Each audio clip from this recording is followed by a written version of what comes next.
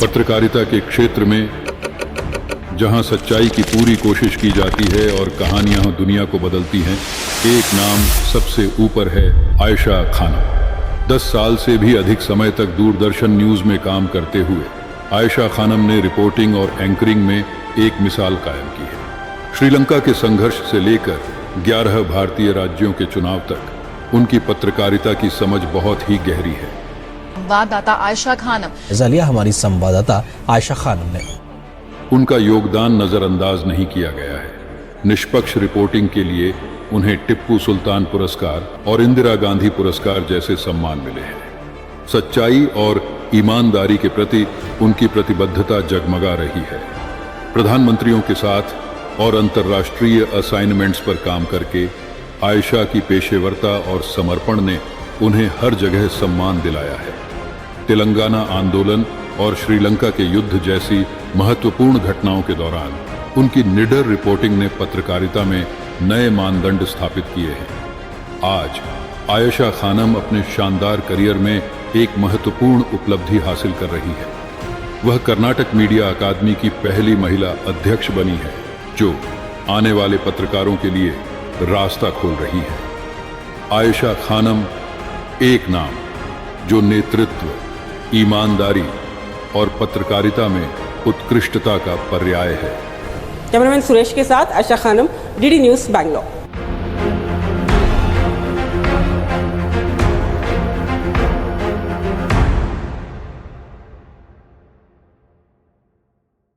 हमारी रियासत कर्नाटक की एक मुमताज़ मीडिया जर्नलिस्ट मोहतरमा आयशा खानम को हुकूमत कर्नाटक ने हाल ही में कर्नाटक स्टेट मीडिया एकेडमी के लिए सदर के तौर पर नामजद किया हुआ है।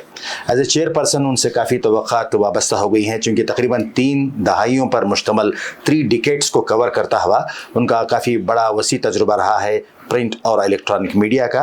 आज उनको मुबारकबाद देते हुए आज हमारे साथ एक खुसूसी बातचीत के लिए वो हमारे स्टूडियो में तशरीफ़ फरमा है। आपका बहुत बहुत यहाँ पे स्वागत है, खुश आमदीद।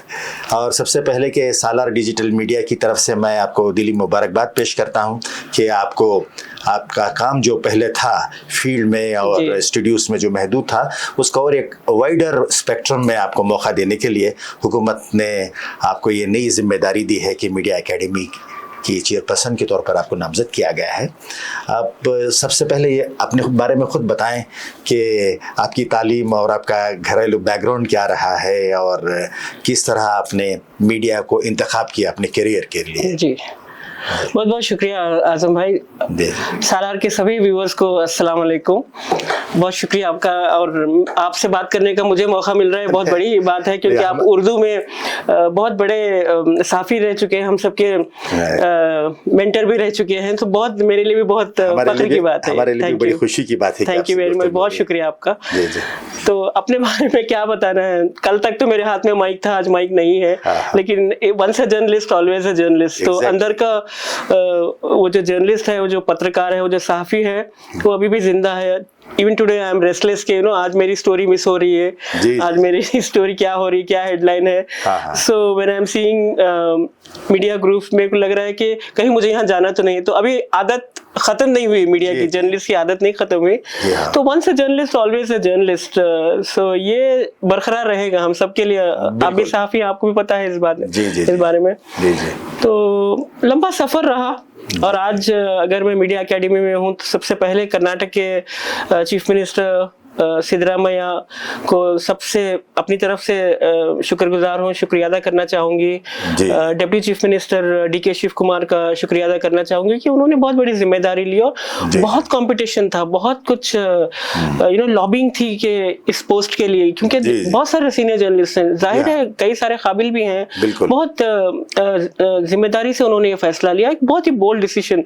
कल मैंने देखा, जब मैं पोस्ट अपना चार्ज ले रही थी, उस वक्त मुझसे ज्यादा लोग चीफ मिनिस्टर की तारीफ कर रहे थे कि उन्होंने एक बोल्ड डिसीजन लिया, कि सही फॉर हिज राइट चॉइस। हाँ, राइट चॉइस के लिए उन्होंने बोल्ड डिसीजन है। दे वर सेइंग कि रीजनल बैलेंस हुआ, कास्ट बैलेंस हुआ, एक जर्नलिस्ट है, नेशनल लेवल जर्नलिस्ट है। सो काफी चीजें, काफी फैक्टर्स थी, उसके लिए सीएम को काफी बधाइयां मिल रही थी। जेंडर बैलेंस भी बहुत ही, पहली बार आप पहली विमेन चेयरपर्सन रही हैं उसके जी, लिए। पहली बार विमेन मीडिया एकेडमी को एक विमेन प्रेसिडेंट मिला। जी। तो इसके लिए भी सीएम को बहुत लोगों ने उनकी तारीफ की और उनको बधाइयां दी, डिप्टी सीएम को भी बधाइयां दी। तो मेरे से ज्यादा शायद उनके लिए एक बड़ा एक काबिल डिसीजन रहा उनके लिए भी। तो I am very thankful to them that they give me this opportunity. तो इसके बाद ना जिम्मेदारियां और बढ़ जाती है कि भाई एक्सपेक्टेशंस है, क्योंकि इतने सारे लोगों में उन्होंने मुझे चुना और ये तमाम चीजें, तमाम फैक्टर्स देखकर किया। तो I have to work towards these expectations. तो ये बैलेंस करना एक बहुत बड़ी जिम्मेदारी रहेगी। जी। तो मैंने आगाज में ही पूछा था कि आपका बैकग्राउंड क्या है, कि कहाँ से आप आती हैं, कौन से शहर से, और मीडिया को करियर बनाने के लिए आपको ख्याल कब आया, आपकी तालीम वगैरह के बारे में कुछ तो मुख्तसर से बताएं। जी। मुझे बहुत फख्र होता है जब कल्याण कर्नाटक की बात होती है, और मेरी पैदाइश गुलबर्गा की है। अब कलबुर्गी हो गया नाम गुलबर्गा का। पैदाइश तो गुलबर्गा में हुई, लेकिन पूरी जिंदगी जो है बेंगलुरु में बीती और बेंगलुरु के अलावा कर्नाटक के कुछ अलग हिस्सों में बीती, क्योंकि मेरे फादर जो है वो सरकारी मुलाजिम थे। तो उनका जहाँ जहाँ ट्रांसफर होता था वो हमें फैमिली को साथ लेके जाते थे। तो इस तरह से मेरे को हुबली में भी पढ़ाई करने का मौका मिला। मेरा हाई स्कूल हुबली में हुआ, केली सोसाइटीज में। और बेंगलुरु में तो सारी हमारी पूरी जिंदगी बेंगलुरु में ही बीती। हम लोग ज्यादा गुलबर्गा में रहे नहीं, लेकिन गुलबर्गा से बहुत लगाव है, क्योंकि हम लोग छुट्टियों का मतलब गुलबर्गा हुआ करता था। For us it was like foreign destination की, बेंगलुरु से गुलबर्गा जा रहे हैं। तो ये हमारे लिए कनेक्ट रहा। तो ये मेरा बचपन बेंगलुरु में बीता। जिस मिट्टी से आप उठी हैं, जहाँ से आई हैं, जाहिर है कि उसके साथ बिल्कुल कल भी लगा, दिली लगा होता ही है। बिल्कुल। और आपने तालीम मुकम्मल करते हुए या उसको कंप्लीट करते हुए अब कम्युनिकेशन या जर्नलिज्म की तरफ कैसा आपने रुख किया, क्या वो पैशन रहा आपका? देखिए, एक्चुअली मेरा एजुकेशन बेंगलुरु में हुआ। देन मेरी मदर की सबसे बड़ी ख्वाहिश थी मैं डॉक्टर बनूं। जी। मेरे हर कामयाबी में, हर अचीवमेंट में मेरे पेरेंट्स का सबसे बड़ा हाथ रहा, खासकर मेरी मदर। व्हाटएवर आई एम, मैं कुछ लोगों को कहती हूँ कि मैं अपनी माँ की ट्रॉफी हूँ। तो क्योंकि उनकी ख्वाहिश थी कि अपनी तमाम बेटियों को पढ़ाएं। उन्होंने बहुत कुछ हमारी पढ़ाई के लिए, हम लोग 5 बहनें हैं और 5 बहनों के एजुकेशन के लिए my mother and father stood by us. मैं जर्नलिस्ट हूँ, मेरी दूसरी बहन एसोसिएट प्रोफेसर है, तीसरी बहन सॉफ्टवेयर इंजीनियर है, चौथी MBA किया है, एक बीकॉम किया हुआ है। तो ये हम 5 को अलग अलग फील्ड से हम 5 को पढ़ाने में कोई कसर नहीं छोड़ी मेरे पेरेंट्स ने।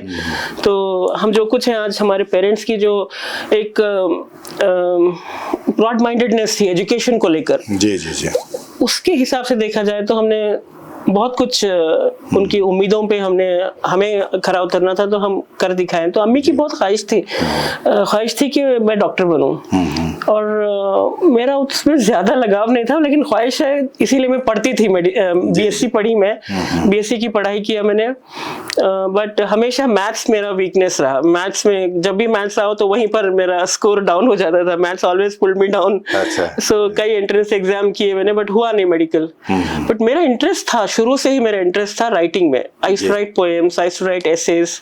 जब मैं छोटी थी, मेरे नाना मुझसे न्यूज़पेपर पढ़वाते थे। तो न्यूज़पेपर पढ़ा के दूसरों को, मेरे कजिन्स को बोलते थे, देखो कितना अच्छा पढ़ रही है, एक दिन जर्नलिस्ट बनेगी। तो नाना मेरे बोलते थे, दूसरों को बताते थे। तो पता नहीं, शायद वो दिमाग में था कि मैं शायद मैं इंटेलिजेंट हूँ न्यूज़पेपर पढ़ने से ही। तो मुझे लगा कि राइटिंग में मेरी दिलचस्पी बहुत थी। तो अब जब मेडिकल ट्राई होने के बाद नहीं हुआ, 2 बार एंट्रेंस एग्जाम में मैथ्स की वजह से मेरे स्कोर नीचे रहे।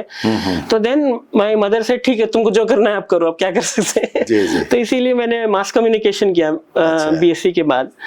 सो वहां पर लाइक मुझे पता चला कि या this is my field, this is my area. आपने तालीम हासिल की mass communication? Mass communication Bangalore university से किया मैंने।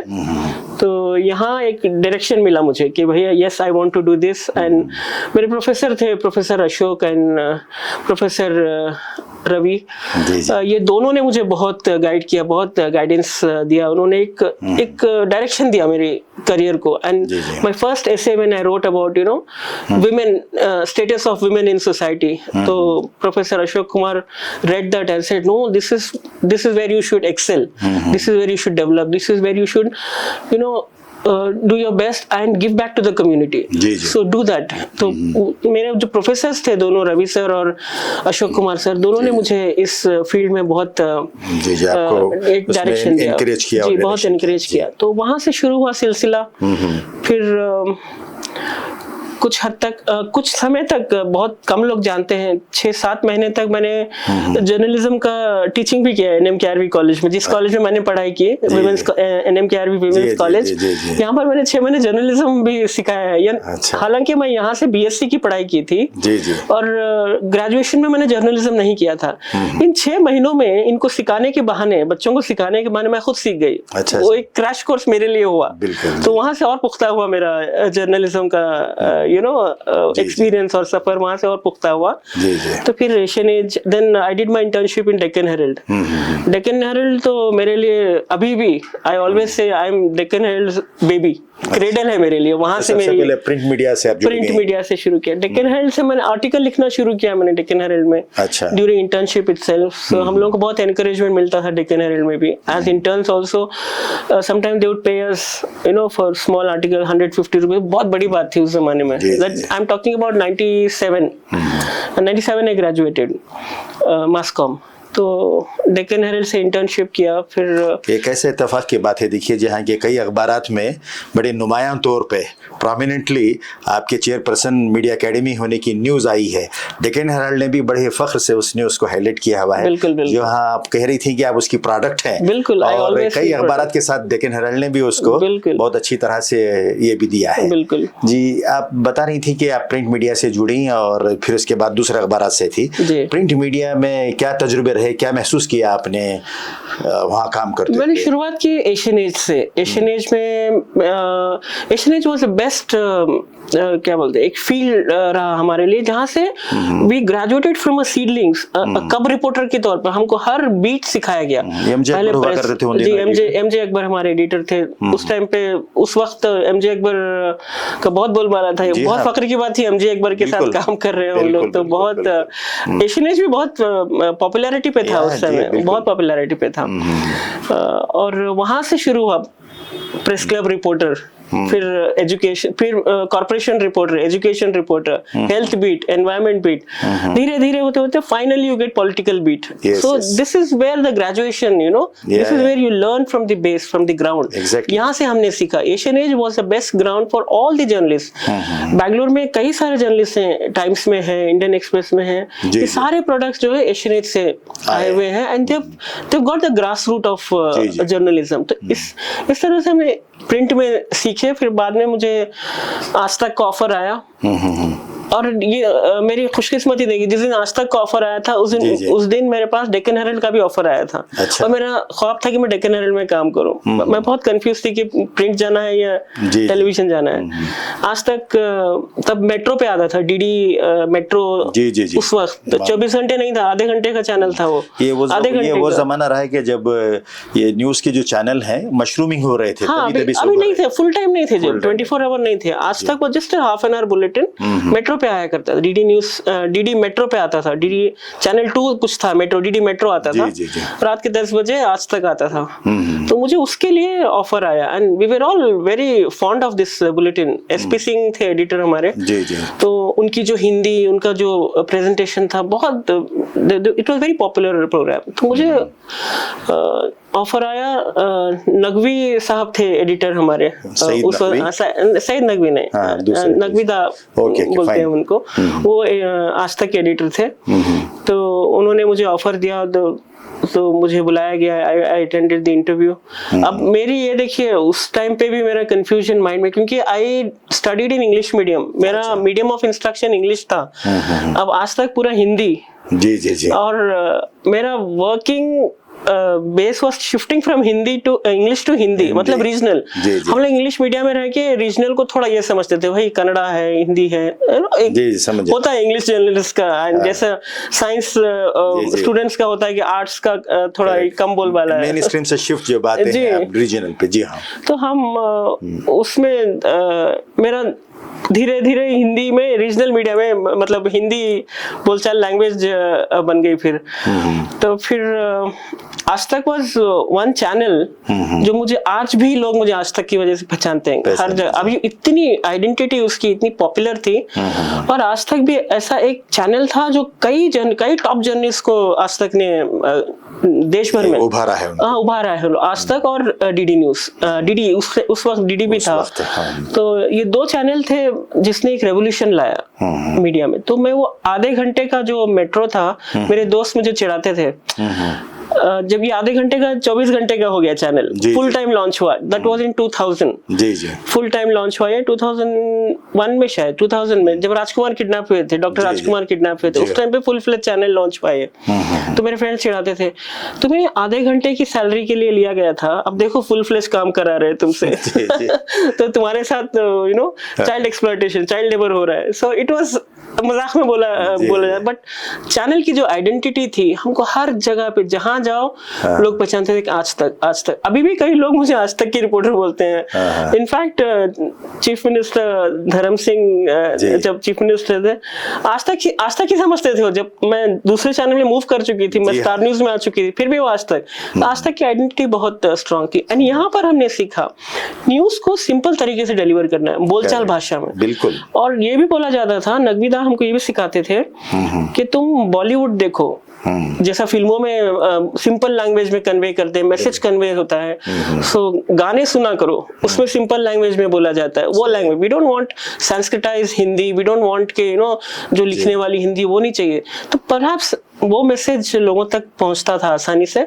और हमारी पीटीसी जो एंड में हम पीटीसी करते थे ना, एक सिग्नेचर हुआ करता था। तो हर जर्नलिस्ट वो पीटीसी से एस्टैब्लिश हुआ, वो पीटीसी एंड में जो बोलते थे हम लोग, उससे एस्टैब्लिश हुआ। सो हर किसी का एक स्टाइल बन गया, एक अंदाज बन गया।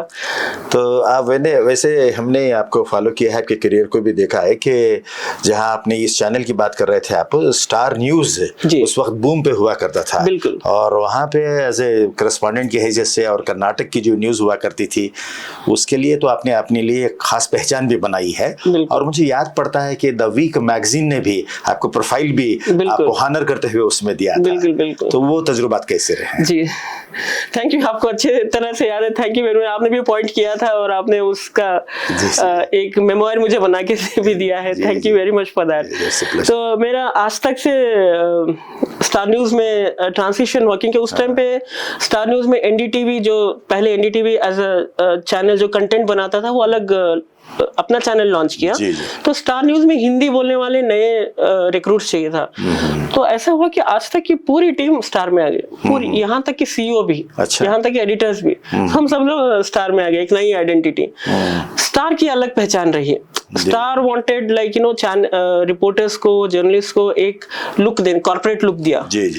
तो वो कहने लगे कि भाई जर्नलिस्ट हैं तो क्या हुआ, हमको क्यों नहीं हम प्रेजेंटेबल दिखें, क्यों नहीं हम चैनल पे जब आ रहे हैं, हम लोगों के ड्राइंग रूम्स में आ रहे हैं, लोग ड्राइंग रूम में बैठ के देखते हैं, लोग सुनते नहीं, तुमको देखते हैं कि कैसे आ रही है, ये क्या पहना है। अभी भी मेरे कजिन्स अभी भी हैं, आई एम श्योर वो देखेंगे, वो सिर्फ बोलते हैं कि हम तो तुम्हारे कपड़े देखने के लिए बैठते हैं, तुम इयररिंग्स क्या पहने, बाल कैसे बनाए, हमको नहीं मतलब तुम क्या बोल रहे हो। तो स्टार न्यूज की वो पहचान थी कि you are going to your drawing rooms, चिल्लाओ मत, आराम से न्यूज बोलो, because people are sitting, they are having dinner and they are watching you. तुम वहां बैठ के लाइक आजकल के कुछ चैनल्स में अभी भी चल रहा है, अभी भी चीखो पुकार, अभी भी बहुत दहशत है अभी भी। सही बात। सो ये स्टार न्यूज की एक अलग से पहचान थी। तो वहां से हमने स्टार न्यूज में एक अनदर ट्रांसिशन, अनदर लर्निंग हुई। तो यहाँ मेरा सबसे पीक रहा एलटीटी का जो कवरेज मैंने किया, श्रीलंका जाके। सो श्रीलंका में प्रभाकरन के एंड तक मैंने रिपोर्टिंग किया वहाँ पे। ये extremely be grateful to the channel Star News के, मुझे इतना मौका मिला, जाने का मौका मिला। मतलब मैं तब किंगफिशर की फ्लाइट भी हुआ करती थी बैंगलोर, 1 घंटे में मैं श्रीलंका पहुंच जाती थी। लोग बोलते थे आप यलहंका से बैंगलोर, यलहंका से सिटी आने में टाइम नहीं लगेगा, लेकिन यलहंका से श्रीलंका पहुंच जाओ जल्दी 1 घंटे में पहुंच जाते हो। तो इट वाज सो इंटरेस्टिंग कि एलटीटी का जो हमने वॉर किया, एंड उस वक्त हमारे एक्सपीरियंसेस भी बहुत, because we were embedded journalist, मतलब उनका जो डिफेंस फोर्स था, वॉर इलाके में तो नहीं जा सकते ना टिल उनके डिफेंस फोर्स हमको ले जाएं, तो हमको एम्बेडेड जर्नलिस्ट, यानी हमको वो लोग उनके हेलीकॉप्टर्स में ले जाए, किलिनोची लेके गए हमको, जहाँ प्रभाकरन का हेडक्वार्टर था, तो वहां पर we went as embedded journalist. तो I was one from India, मेरी टीम, मैं और मेरा कैमरामैन प्रसन्ना, जो हम इंडिया से थे, बाद में दूसरे इंडियन जर्नलिस्ट आए, but we were perhaps the first team to land there. So एक तो वाक़या ऐसा था कि हमारी हेलीकॉप्टर किलिनोची से वापस लौट रही थी, तो फायरिंग चल रही थी, अभी क्रॉस फायरिंग वहां पर चल, पूरा कैप्चर नहीं हुआ था। जी जी जी। तो our helicopter was hit a little bit, काफी कुछ तो क्रॉस फायरिंग बहुत और बड़ा खतरा भी रहता है, बहुत खतरा था ये। इसमें तो बहुत, मतलब पहली बार मैंने जंग भी देखा उस टाइम पे, यू नो, इतना ऐसे नज़ारे देखे मैंने, आज भी मुझे याद आते, वो नज़ारे याद आते हैं जंग की reporting, you know, war reporting. वो जो डिफेंस की हेलीकॉप्टर में हम गए थे, उसमें एक आदमी बहुत जख्मी था, बहुत उसके पैर से खून बह रहा था, तो हम सारे जर्नलिस्ट थे, हम लोग उतारा गया वहां पर, वी सॉ एवरीथिंग। लेकिन इमरजेंसी आई कि बहुत जख्मी था वो, उसका पैर वगैरह बहुत खून बह रहा था, तो वो बहुत ही तकलीफ में था, बेहोश हो गया। फिर बाद में बेहोश होते थे, कुछ बोला उसने, और इसको हमारे हेलीकॉप्टर में भेजा इन्होंने, उनके डिफेंस फोर्सेस ने बोला कि इसको स्टेशन तक पहुंचाना है। तो हमारी हेलीकॉप्टर, हम देखा कि क्या कौन है, पता नहीं था हमको कि क्या एलटीटी का कैडर है या फिर डिफेंस का, पता नहीं था। बट यंग चैप, श्रीलंका में आर्मी में जाने के लिए 18 years I think is only required. He was very young. पता चला कि सोल्जर था वो, और इतना जख्मी है वो। एंड जब वो उसको अंदर हमारी हेलीकॉप्टर में हम देख रहे थे, वी वर ऑल हैरान हो गए हम लोग के खून देख के। तो वो जब शब्द बोला उसने, तो ही सेड, हमने पूछा क्या बोला वो बेहोश होने से पहले, क्या, हमने सोचा कि पता नहीं वो जिंदा है भी नहीं, हमको नहीं पता था क्या बोला वो। बोलता उसने सिर्फ इतना बोला, मेरी माँ को मत बताना। अच्छा, What a touching, you know, touching, एक सोल्जर अपनी माँ को मत बताओ कि मैं यहाँ पर बेहोश हूँ या फिर मैं जिंदा नहीं हूँ, माँ को मत बताना बोला। तो सो टचिंग, इतना वो मेरे लिए बहुत ही इमोशनल मोमेंट था, यू नो, कि and then I started crying. मुझे खुद यू नो अपने घर की याद आ गई, and then I started crying. So it was very emotional moment. So war has both sides, this emotional moment also, and on the other hand, you know, war as a strategy, you have to win that war, come what में। तो ये दोनों side मैंने देखा है LTT में। तो मुझे कई बार जब मुझे कोई जंग जीतना होता है तो एलटीटी की कई स्ट्रेटेजीज याद आती है मेरे दिमाग में, उसकी दोनों साइड। आपने जब जहाँ जंग की रुदात बयान की, तो मुझे साहिल लुधियानी का वो शेर याद रहा है जो जंग पे लिखा था कि जंग खुद ही एक मसला है, जंग मसलों का हल क्या देगी है। तो एक और पहलू पे चलते हैं, आपके उसका रुख करते हैं। दूरदर्शन न्यूज से भी आप जुड़ गई, फिर इसके बाद 11 साल वहां पर आपने साउथ इंडिया के चीफ करस्पॉन्डेंट के हैसियत से आपने काम किया, और हमने ये भी मालूम किया कि आपने 11 रियासतों का इलेक्शन कवर किया और 5 जनरल इलेक्शंस भी आपने कवर किए। तो दूरदर्शन में काम करते हुए आपके क्या तसव्वुरात रहे, क्या तजुर्बे रहे आपके? Sir, Doordarshan also one of the best experience मैं कहूँगी, क्योंकि मैं दूरदर्शन जब मैंने छोड़ा तब मुझे रियलाइज हुआ कि I have learned lot of things from here, you know, enriching experience रहा दूरदर्शन का, यू नो। और मुझे ये भी लगा, भले ही whatever, Doordarshan is an autonomous channel, it is an independent channel, but जो भी सरकार सत्ता में रहती है उनमें थोड़ा बहुत रहता है कि यू नो अपने लिए ज्यादा इस्तेमाल करें, यानी it has to be propaganda for the government's programs. It's not for the personal projection. So I learned that, you know, I have worked in both the regimes. मैंने मनमोहन सिंह जब प्रधानमंत्री थे तब भी मैंने काम किया, उनके साथ ऑन बोर्ड मैं फ्लाइट में गई थी, म्यांमार गए थे हम लोग बिम्स्टेक समिट कवर करने के लिए। तो वो हमारी फ्लाइट में prime minister, you know, imagine, मेरे लिए भी पहला एक्सपीरियंस था। And prime minister Modi also, मतलब प्राइम मिनिस्टर के मोदी के साथ तो हम एडवांस टीम जाते थे, बट यू नो अलग ही experience, specially the international exposure that Doordarshan gives to a journalist is amazing, you know, amazing. And you work so closely internationally, you know, whatever the देश में जो होती है राजनीति अलग बात है, when you go outside, when you know working as part of the team, you know, your PMO's team, prime minister minister के साथ हम प्राइम मिनिस्टर के लिए काम करते हैं, it's a matter of pride, whatever जो भी अंदर हमारी यहाँ पर पॉलिटिक्स है, राजनीति है, that's a different thing, but internationally at diplomatic level it gives a high. तो मैं वही चाहती हूँ कि हर कोई जर्नलिस्ट ना कभी दूरदर्शन में काम करना चाहिए, क्योंकि ये चैनल ऐसा है कि यहाँ पर डेवलपमेंट न्यूज पे ज्यादा जोर दिया जाता है। ऐसे आपको ये नहीं कि वहां पर कोई कोने में कोई आत्महत्या कर लिया, वहां पर कोई गिर गया, वहां पर उसकी सेंसेशनलाइजेशन नहीं है इसमें, सेंसेशनल नहीं है इसमें, देयर इज नो स्कोप। और यहाँ पर एक्यूरेसी, मतलब जब तक आपके हाथ में खबर पक्की नहीं है, जब तक आपके पास गवर्नर का ऑर्डर नहीं है, तब तक आप खबर नहीं ब्रेक कर सकते। बिल्कुल एक्यूरेसी इज वेरी इंपॉर्टेंट। ये चीजें मैंने दोनों जगह भी किया है।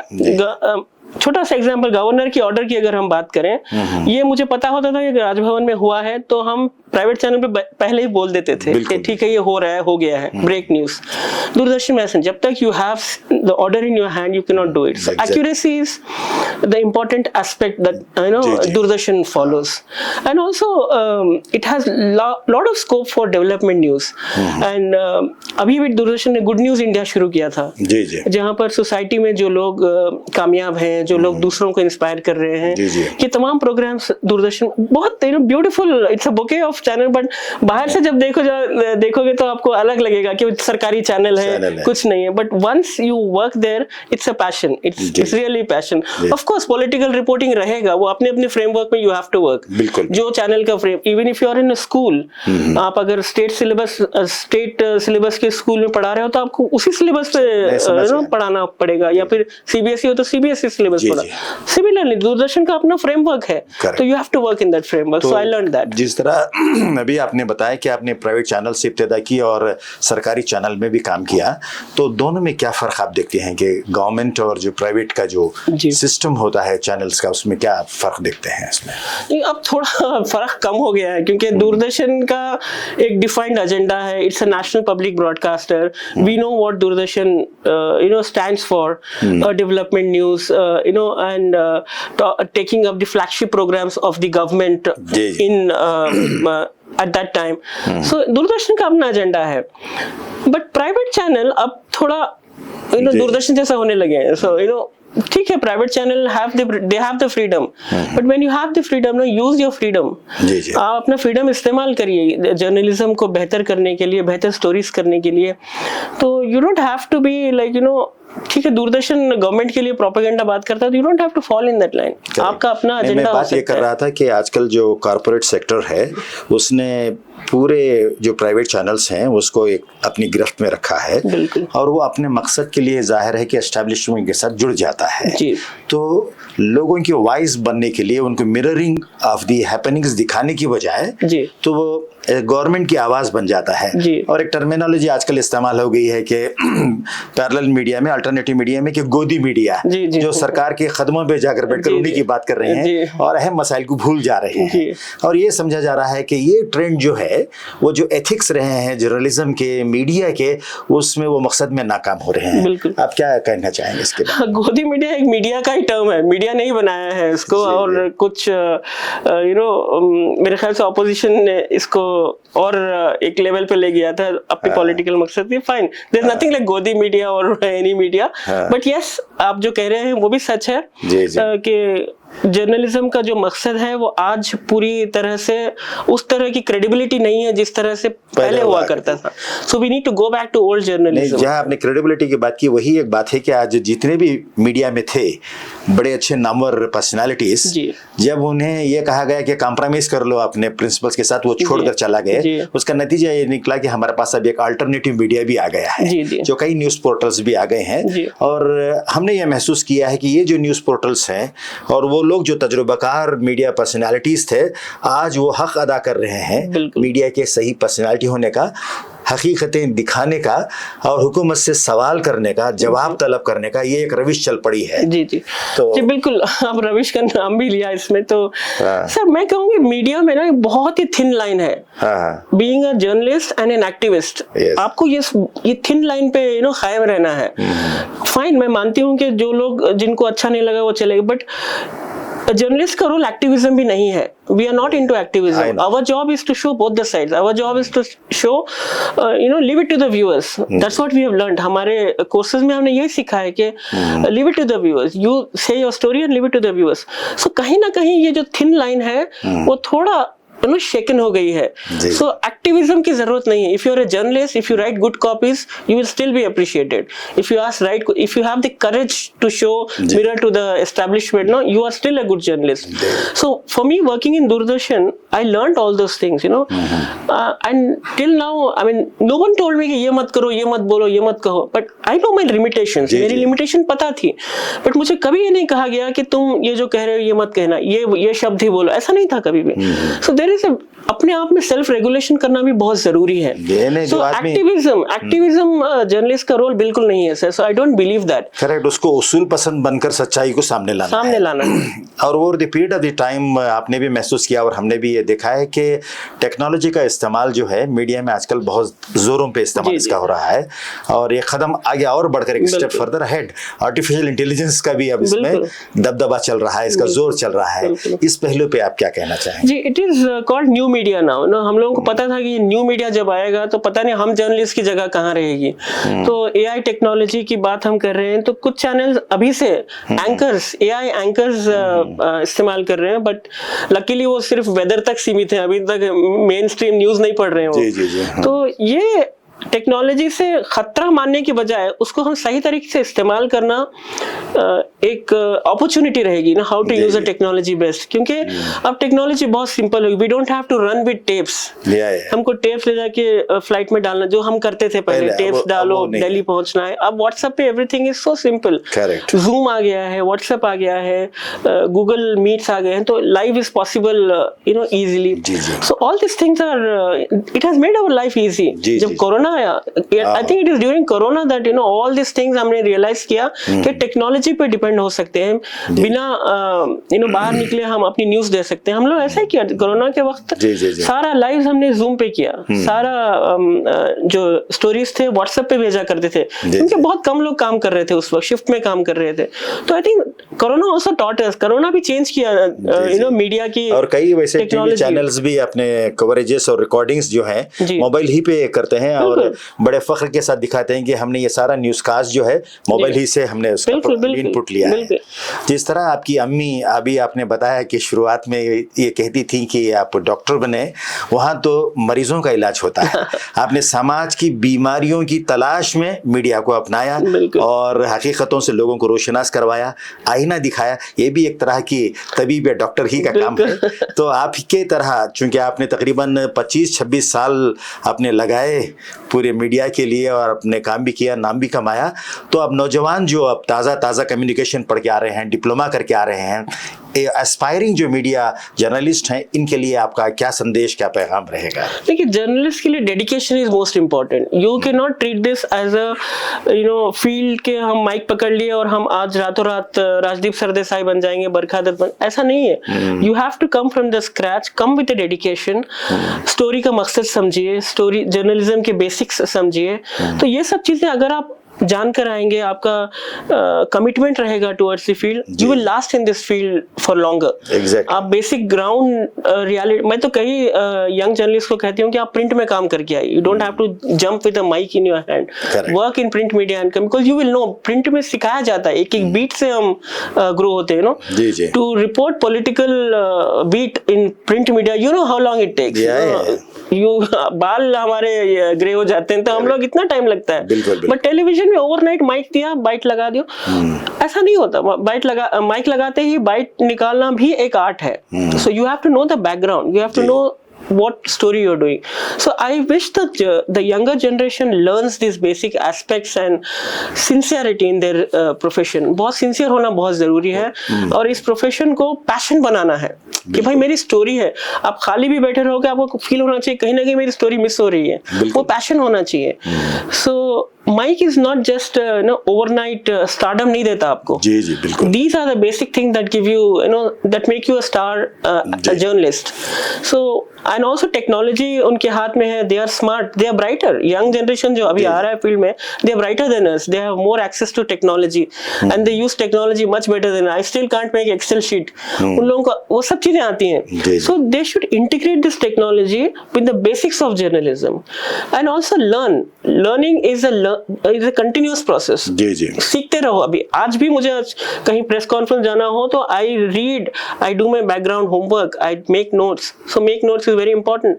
सो हमेशा learn, do your homework, talk to people, then you can approach your. And also we are taught in this field. I must tell this youngsters also, when you go on field don't come back empty handed, come with a story. Exactly. And story, a breaking story. तो ये homework का जो concept है, मैं समझता हूँ कि नई जनरेशन को इस पे ज्यादा तवज्जो देनी है. बिल्कुल. क्योंकि इसका बैकग्राउंड है, न्यूज़पेपर्स हो या रेफरेंस मटेरियल हो, वो सारी चीजें देखकर वो काफी स्टोरी कर सकते हैं. And also they should rely on the people in the field. आपको याद होगा हम जब जर्नलिस्ट थे, कब जर्नलिस्ट प्रेस ब्रीफिंग होने के बाद हम कुछ सीनियर जर्नलिस्ट से पूछते थे जी जी. इसमें क्या है इंपॉर्टेंट, हम किस चीज को हाईलाइट करें. बिल्कुल. सो वो चीज मैं आजकल नहीं देखती. मतलब दे जस्ट वॉक अवे, कुछ भी सुन लिया, कुछ भी फाइल कर दिया, रिपोर्ट हो गया, माइक में कुछ बोल दिया. It's very easy. So you have to bring in that passion, that discipline, that commitment. Aggression is different, and I was very aggressive in field. Aggression is different because you have to get that story. Yes, exactly. Story के लिए aggression जरूरी है, but your approach towards journalism, towards your story has to be different. वही कह रहे हो ना, खाली हाथ कभी नहीं जाना. बिल्कुल सही. You have to get with the story, come with the story. So that is the basics that these young kids must. Complete involvement की भी जरूरत है. बिल्कुल. और हमें खुशी है कि आप एक ट्रस्टेड जर्नलिस्ट रही हैं और आपकी प्रोफेशनलिज्म की प्रशंसा हुई है और आपके क्राफ्ट के लिए इंडस्ट्री में, मीडिया इंडस्ट्री में आपके डेडिकेशन के लिए भी काफ़ी तारीफ़ें मिली हैं. तो इस लिहाज से कर्नाटक की जो हुकूमत है उसने आपको जो ये मीडिया एकेडमी की चेयरपर्सन की जिम्मेदारी दी है, यहाँ भी जो लोग आपको जानते हैं करीब से उनका ये मानना है कि इसी ट्रेडिशन को, एतबार के, ट्रस्ट को आप कायम रखेंगी. अवार्ड से हटकर जो काबिल जर्नलिस्ट हैं उनको अवार्ड देने से हटकर भी दूसरे क्या ऐसे प्रोग्राम्स होंगे, शायद ये क़ब्ल वक्त होगा जी. मैंने वक्त से पहले मैंने ये सवाल किया है आपको, शायद ये उम्मीद भी हम कर रहे हैं कि आप नए नए प्रोग्राम्स करेंगे मीडिया में प्रोफेशनलिज्म को, एथिक्स को वगैरह प्रमोट करने के लिए. शायद आपने फिलहाल अभी कुछ सोचा है या उसके लिए वक्त लगेगा? ऐसा देखिए सब, एकेडमी का मकसद ही है बेटर जर्नलिज्म के लिए काम करें, एकेडमिक्स को इंटीग्रेट करें, उसको प्रमोट किया जाए, and also recognise the journalist for the contributions, publications करना है. ये तमाम चीजें हैं. तो मीडिया एकेडमी को भी एक नए मुकाम पर ले जाना है और एकेडमिक्स इंटीग्रेट करना है इसमें. मीडिया एकेडमी में महज बुक्स पब्लिश कर दिया और अवार्ड फंक्शन अटेंड कर दिया, ये काफी नहीं है. We have to hold seminars, we have to reach out to the rural journalist, जो ग्रामीण इलाकों में जर्नलिस्ट हैं, उनको ज्यादा एक्सपोजर, उनको मेन स्ट्रीम से भी कनेक्ट करना है. Because they need not be the district level reporter. Even अगर डिस्ट्रिक्ट लेवल रिपोर्टर हो, कल के दिन आपको बैंगलोर आके या फिर दिल्ली जाके रिपोर्ट करना हो, तो they should be prepared for that. उस तरह का एक्सपोजर, उस तरह का workshop, seminars, we conduct all those things. तो मेरा एक ड्रीम है कि यंगस्टर्स को इंटर्नशिप्स, यानी फाइन ट्यूनिंग जो होती है कोर्स खत्म करने के बाद, जो कई लोग इंटर्नशिप्स के लिए मीडिया हाउसेस जाते हैं, तो वो फाइन ट्यूनिंग के लिए कुछ एक उनके लिए कोर्स बनाने का मेरा एक सपना, एक ड्रीम है. तो देखते हैं, वो मेंबर्स के साथ बैठ के अभी कोशिश करेंगे. And also we need to talk about both aspects of the story. Positive journalism भी सिखाना जरूरी है. Not political bit is not everything. Positive journalism also exists. Development journalism also exists. So these things we need to promote. तो ये सब चीजें we have to take it to the people, and technology, जो नई technology, उसे update कराना है ग्रामीण जर्नलिस्ट के लिए. तो ऐसे कुछ ख्याल है, अभी एक रफ आइडिया बना हुआ है. So I have to sit down. पूरी कमेटी नहीं बनी है अभी, एग्जीक्यूटिव कमेटी बनना है अभी. तो सबके साथ बैठकर we will plan out something, and we will take the opinion of senior journalists like you also in this, and all the journalists are welcome to give their suggestion. So her journalist और past presidents जो हमारे हैं, उनसे भी बातचीत कर रहे हैं हम लोग, उनसे भी बातचीत करके उनसे भी आइडियाज लेंगे कि क्या ऐसी चीजें जो हम आगे बढ़ा सकते हैं. हो सकता है जब वो थे उस उस वक्त हालात अलग थे, टेक्नोलॉजी अलग थी। जी जी जी। तो वो भी आइडियाज देंगे हमको, तमाम चीजें लेके आगे बढ़ेंगे। जी जी, बहुत बहुत शुक्रिया आपका, बहुत अच्छा लगा। सालार डिजिटल के लिए आपने वक्त निकाला, चूँकि 2 दिन पहले ही आपका तकर्रुर हुआ और कल आपने अपने ओहदे का चार्ज लिया और आज यहाँ हमारे साथ स्टूडियो में आपने वक्त निकाला। बहुत बहुत शुक्रिया, और ये उम्मीद करते हैं कि आप अपने मकसद में, अपने जो मंसूबे हैं उसमें आप कामयाब हो जाएं। बहुत बहुत शुक्रिया आपका अभी वक्त देने के लिए। Thank you very much. Thank you for watching हमारा इंटरव्यू। मुझे आदत है साइन ऑफ करने की। Thank you, I am on the other side. Thank you very much. Thank you sir, बहुत बहुत शुक्रिया आपका।